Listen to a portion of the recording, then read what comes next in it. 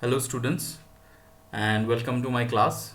So in today's lecture I will be discussing some PRMO 2017 problems. You will see that how the simple concepts that we have learned so far about quadratic equations, congruence theories, divisibility, and counting principles are applied in solving this type of problems. Okay, so you don't need to learn too many concepts at this point of time. Only the things that we have discussed so far in all our lectures, okay, will be used in solving these problems. Okay, so let us begin. One of the problem that I had given you last in the last lecture was this, and I had asked you to solve this, and probably Sanjeevan had given the solution as well. I had given some hints also, so I think many of you have followed it and have done it also. So still let me discuss this. Find the number of triples ABC of positive integers such that a less than b less than c less than 10 and a, b, c and 10 form the sides of a quadrilateral. Okay, so in the last lecture also I had explained this. So since they form the sides of the quadrilateral, so sum of three sides has to be greater than the third side. So here 10 is the largest side, so a plus b plus c should be greater than 10. Okay, so the problem reduces to finding ABC such that these conditions are satisfied. So in the last class also I had given you that you should list the possibilities this way. So I had given the list for a equal to 1, then what are the possible values of b and c. Okay, only this part I had given, and I had asked you to complete the rest. Okay, so here for a equal to 2, your value of b will start from 3 onwards. Okay, and 2 plus 3 is 5, but that 5 added with c should be greater than 10. That means the value of c should start with 6, 7, 8 or 9. Okay, so that way you can find out the other values. If a is 2, b is 4, then c should start with 5, 6, 7, 8 or 9. Okay, so like that. So if you just have a look at these possibilities, for 3 these are the possibilities. Okay, for a equal to 4 these are the possibilities I have listed. Okay, so kindly compare with the possibilities that you have listed and see whether it's matching or not. Okay, with a equal to 5 these are the possibilities, with a equal to 6 these are the things, and with a equal to 7 these are the possibilities. A cannot be 8 because a, b, c are all less than 10, and a is strictly less than b, strictly less than c. So if a is 8, b has to be 9, and in that case c has to be 10, but that is not allowed because c has to be less than 10. Okay, so the total number of possibilities, you just add these things. Okay, just find out the sum of all this. Okay, sum of all these, okay, that we have listed, sum of all these. Okay, so the total number of triples comes out to be 73. Okay, that is the answer. So in PRMO, you know that the answer will always come as a 2-digit or 1-digit number, and you have to mark it in OMR sheet. Okay, so most of the answer, all the answers are of 2 or 1 digit. Okay, so for today's lecture, let us start with this particular problem, which also came in PRMO 2017. Let a and b be integers such that the roots, all the roots of this equation, x square plus ax plus 20 into x square plus 17x plus b equal to 0 are negative integers. Okay, so already your Bijoya madam has discussed about quadratic equations. In fact, she has also discussed about general polynomial equations. Okay, so those concepts will help us here. So what is the smallest value of a plus b? Okay, so let us see. So given equation is this. So this equation will have how many roots? It will have 4 roots because it's a 4th degree polynomial. Okay, x square multiplied with x square. So the highest power of x is 4. So it will have a 4 roots. Okay, so 2 roots will come from the first equation, right? 2 roots here will come from the first equation, that is x square. The equation will have 4 roots. 2 of them are roots of this equation, x square plus ax plus 20, and 2 of them are roots of this equation, x square plus 17x plus b equal to 0. Okay, so let p and q be the roots of x square plus ax plus 20 equal to 0, and r and s be the roots of this equation. So by question, p, q, r, s, they are all negative integers. Okay, And you have seen in the earlier videos on those polynomials and quadratic equations, sum of roots is minus b by a. Okay, so sum of roots of this first equation, p plus q, will be minus a by 1. Okay, sum of roots for the second equation will be minus 17 by 1. Okay, then the product of roots for each equation, product pq will be 20 by 1, product rs will be b by 1. Okay, so now let us concentrate on this this one and on this one. Okay, let us concentrate on this two. So since p and q are negative, so p plus q is negative, that means minus a is negative. Okay, so if minus a is negative, that means a is positive. Okay, so this is what we will write. Since p and q are negative integers, so p plus q is negative. So minus a is p plus q is minus a, already we have seen. So minus a is negative, that means a is positive, that means a has to be greater than 0. Okay, also since r and s, they are negative, their product is positive, so b is positive, rs is equal to b, so b is positive. That means what we get, a and b are actually positive integers. Okay, so the minimum value of a plus b will be minimum value of a plus the minimum value of b. Okay, because a and b are not related in any way, so yeah, so there, that way we can find out the minimum value. Okay, so let us see how we can do it. So one concept that I had already used in the earlier lectures also, since the roots are integers, okay, it will imply that the discriminant of each equation is a perfect square. Okay, so what is the discriminant of the first equation? A square minus 4 into 20. Okay, that is equal to n square. Okay, and for the second equation it is 17 square minus 4 into b, so that will be equal to m square, where n and m are greater than or equal to 0. So a square is n square plus 80, and b is 17 square minus m square by 4. Okay, so what is the minimum value of a square? Minimum value of a square will be, the minimum value of n square is what? 0. Okay, so but n square equal to 0 implies that a square is 80, but 80 is not a perfect square, right? Since a is an integer, a square will be a perfect square, so that means n square equal to 0 is not giving us any solution. What is the next value, next possible value of n square?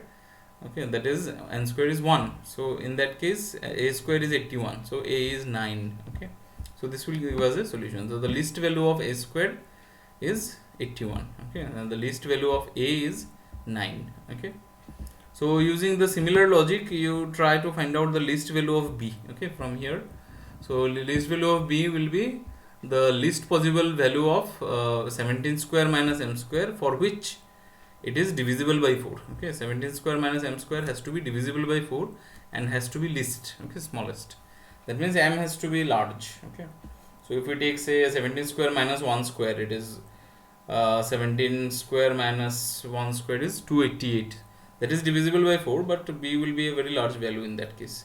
17 square minus 3 square, it will be large. Okay, so as we increase the value of m, the value of 17 square minus m square will decrease. Okay, so that means you have to start from larger values of m's to get the minimum value of b. Okay, so you try to find out from here. Here I have written, try yourself from here. So the answer that you should get is the minimum value of b. Okay, I am not saying you the answer, you try to do it yourself and you post the answer in the group. Okay, it should not be difficult. We have already got the minimum value of a is 9. You try to find out the minimum value of b. Okay, under this restriction, and then we'll find out the minimum value of a plus b. Okay, okay, the next problem, it's on counting. This was also a problem asked in PRMO 2017.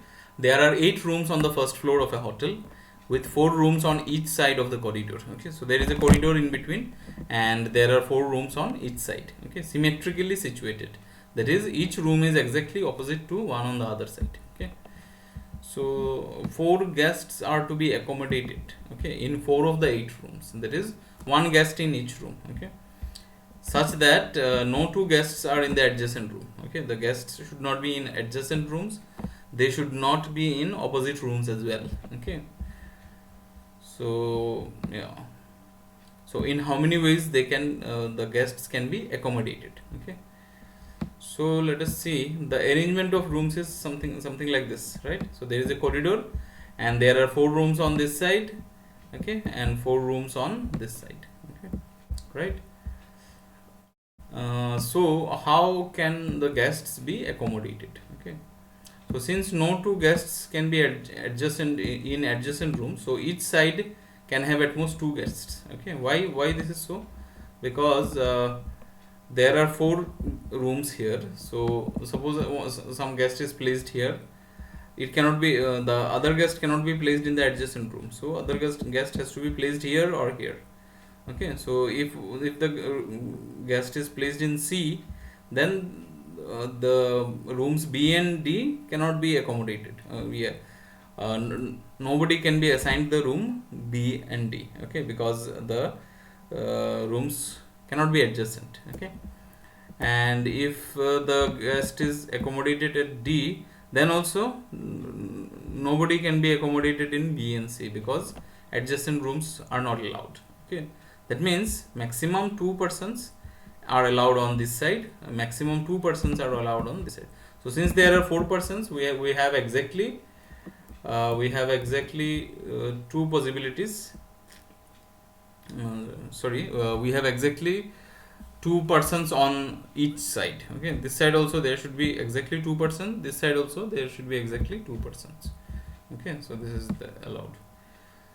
So as a result, each side has exactly two guests. Okay, as there are four guests in all, so the following arrangement of guests may be possible on each side. Okay, so the rooms should not be adjacent. So this is one possibility, first possibility. Okay, the rooms, this room and that room is occupied. Second possibility is the first and last rooms are occupied. The third possibility is the second and fourth rooms are occupied. Okay, but there is a problem here also. The second arrangement is not allowed. Why? It is not allowed because on either side, as no two guests can be in opposite rooms. Okay, so there is another condition: no two guests should be in opposite room. Okay, so these three possibilities are obtained from the first condition, that the rooms should not be adjacent. Okay, and we have a second condition that no two guests can be in opposite rooms. So what is the problem with the second arrangement? If the second arrangement is made on one side, then the following arrangement occurs on the other side. Okay, so if this is the arrangement on this side, okay, since the opposite rooms are not allowed, the room in the second part or the other side has to be, this room on the other side has to be occupied. The first cannot be occupied because this is not allowed. Okay, the guests cannot be opposite. Okay, this is not allowed, right? This part is not allowed. Okay, then the last room also cannot be occupied. Okay, this is not allowed. So if this is the arrangement on the left side, okay, this has to be the arrangement on the right side. But this arrangement again, it's not allowed because the rooms here become adjacent. Okay, so this is not allowed, right? Thus the only the first and third arrangements are possible. Okay, further, the for first arrangement on one side, only the third arrangement is allowed on the other side. Okay, and vice versa. So there are only two possible arrangements. Okay, there are only two possible arrangements for allotting the rooms. So what are those? These are the two possible arrangements. Okay, so first room here, third room here, and here second room here and fourth room here. Okay, right? So this is one arrangement. Another arrangement is the other way: second room here, fourth room here, and first room here. Oh, sorry, this is not there. I made a wrong marking here. First room and third room. Okay, this is the one. Okay, not this. Please make the correction. Okay, this is not allowed. Yeah, this too.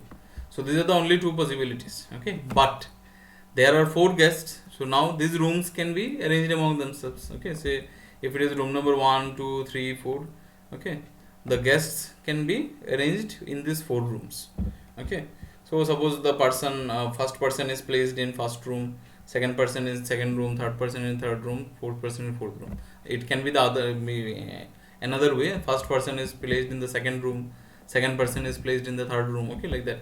So there are how many possibilities? So here again you have to use this a permutation of objects. Okay, that we had discussed in class. Okay, so four objects can be arranged among themselves in how many ways? For factorial, 4 ways.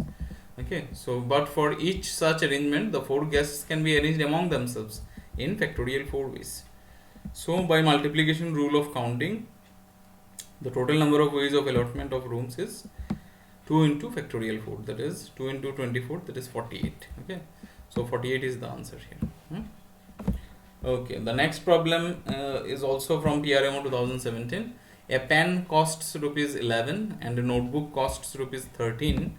Find the number of ways in which a person can spend exactly rupees 1000 to buy pens and notebooks. Okay, so let us start with this. Let the number of pens be x. Okay, suppose the person buys x pens and the number of notebooks be y. Okay, suppose y number of notebooks are bought.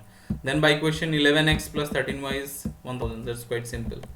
Okay, so the problem reduces to finding non-negative integer solutions of the above equation, because the number of pens, number of notebooks cannot be negative. Okay, they cannot be fraction. That means we have to find integer solutions for this equation. Okay, so this type of equation is called a Diophantine equation. So in my next lecture I will discuss in detail about Diophantine equation and linear congruences. Okay, so actually Rahul wanted to discuss this, so but intentionally I have taken this to discuss that topic. Okay, because I am very much interested in that Diophantine equation and linear congruences. Okay, so I'll discuss that in the next video. So as of now I am not using those Diophantine equation theory or not.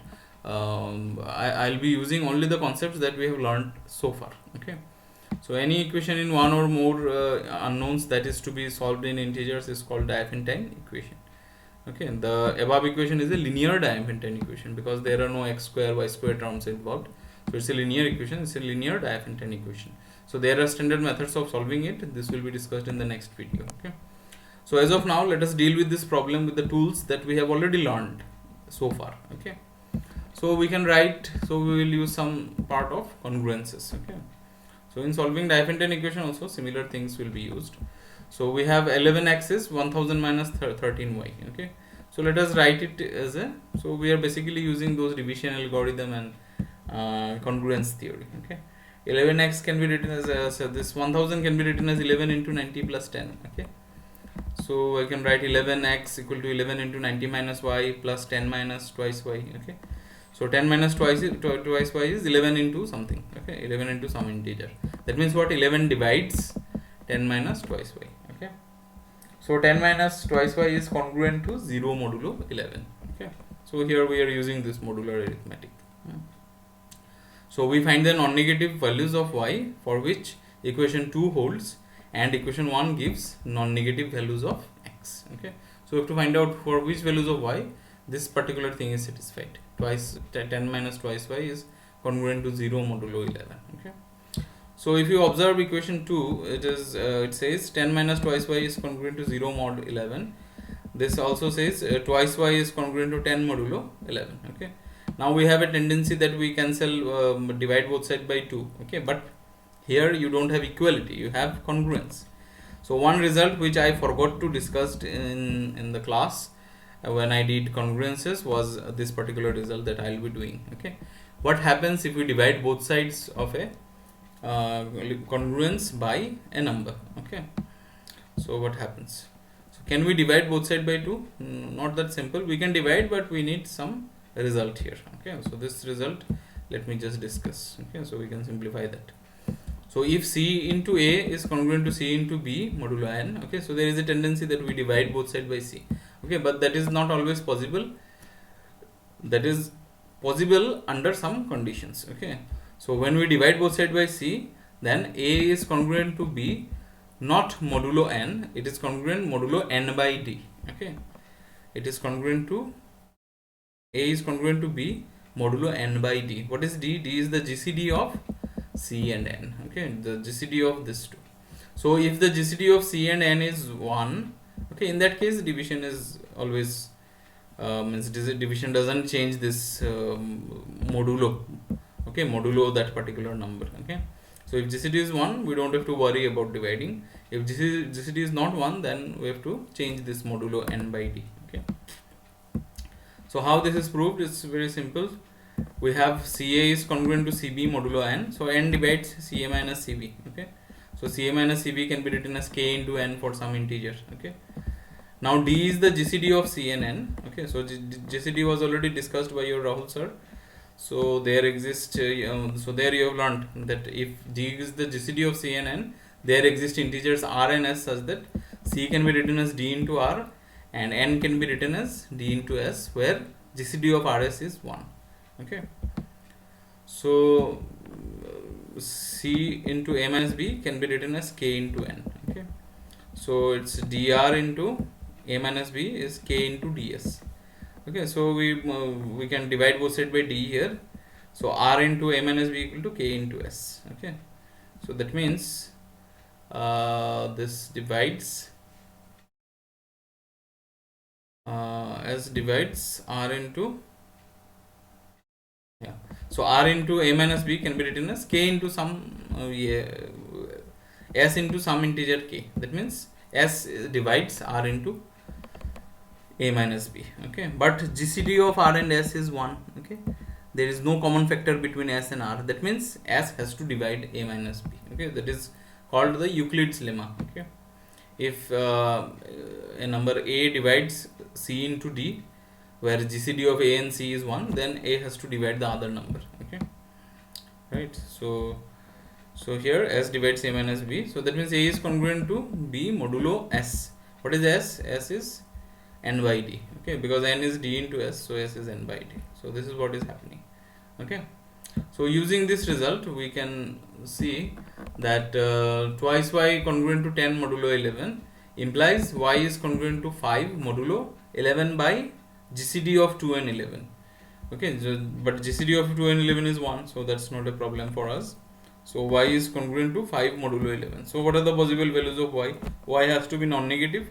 That means when we divide y by 11, the remainder is 5. So what are the possible values of y? Oh, sorry. This y cannot be 0. This also I have written wrongly.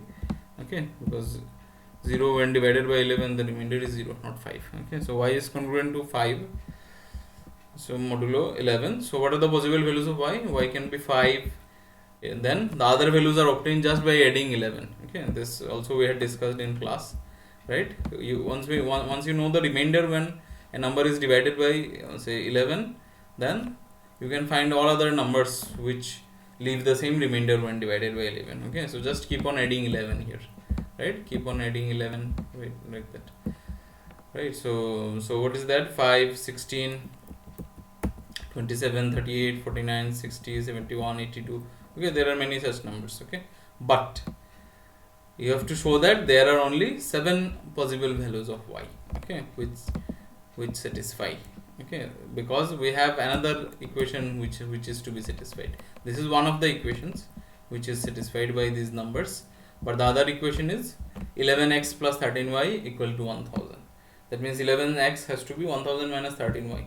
So we have to find out the values of y such that 1000 minus 13y is divisible by 11, and not only that, it gives non-negative values of x. Okay, so you try to show, this is also your homework, you try to show that there are only 7 possible values of y which satisfy this.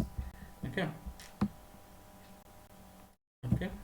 so the answer will be 7. There are 7 such solutions. Okay, another problem that I'll be doing partially, I'll leave it for you also. An integer x and a natural number n and a prime number p satisfies this equation. Okay, 7x square minus 44x plus 12 equal to p to the power n. Find the largest possible value of p. Okay, so we have 7x square minus 44x plus 12 equal to p to the power n. So 7x square, so just we factorize, we use middle term factorization. So here I have demonstrated 7 into 12. 7 into 12 can be written as 42 into 2, and if we add 42 and 2 we get 44. So it's middle term factorization. Okay, so it's ultimately 7x minus 2 into x minus 6 is p to the power n. That means what? But here p is a prime number. That means this number